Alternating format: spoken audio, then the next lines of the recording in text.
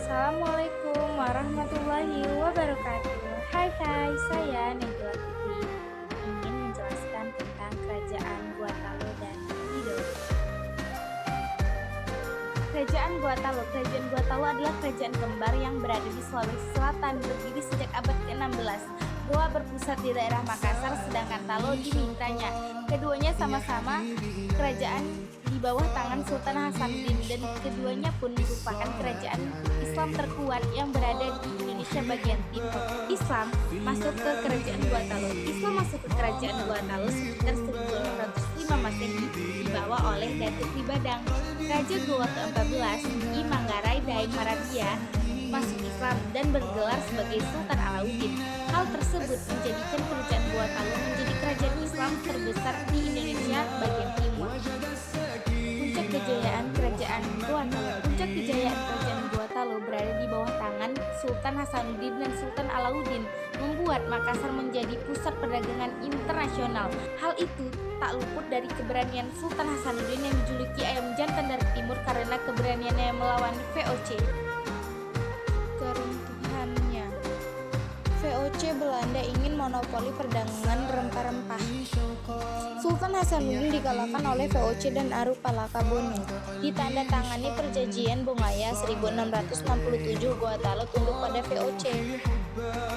Peninggalan dan pengaruh kerajaan Guatalo. Ada yang tahu nggak? Kalau belum tahu, yuk sini aku kasih tahu. Yang pertama, Benteng Somba Opu dan Benteng Rotterdam. Yang kedua, pengaruh Islam dan budaya Makassar yang masih kuat. Yang ketiga, Guatalo merupakan salah satu kerajaan maritim terkuat yang berada di Nusantara bagian timur. Kerajaan yang kedua yaitu Kerajaan Tidore. Kerajaan Tidore adalah salah satu kerajaan terkuat dan paling berpengaruh di wilayah Maluku, Indonesia. Awal berdirinya Kerajaan Tidore yaitu pada abad ke-13 Masehi di Maluku Utara, tepatnya di Pulau Tidore, tetangga Kerajaan Ternate. Kerajaan ini didirikan oleh Sahjati sebagai raja pertamanya. Islam masuk ke Kerajaan Tidore pada abad ke-15 melalui perdagangan Arab dan ulama dari Malaka. Raja Tidore, Sultan Jamaluddin, menjadi raja Islam pertama. Kerajaan Tidore pun berubah menjadi Kesultanan Tidore. Puncak kejayaan Kerajaan Tidore. Kerajaan Tidore mencapai puncak kejayaannya pada masa Sultan Hulu pada tahun 1780 sampai dengan 1806. Sultan Hulu sendiri dikenal sebagai pahlawan Indonesia. Kerajaan Tidore juga dikenal sebagai kerajaan kuat dalam perdagangan, yaitu cengkeh dan pala. Keruntuhannya, terlibat konflik dengan Spanyol, Portugis, dan Belanda yang berebut monopoli rempah-rempah.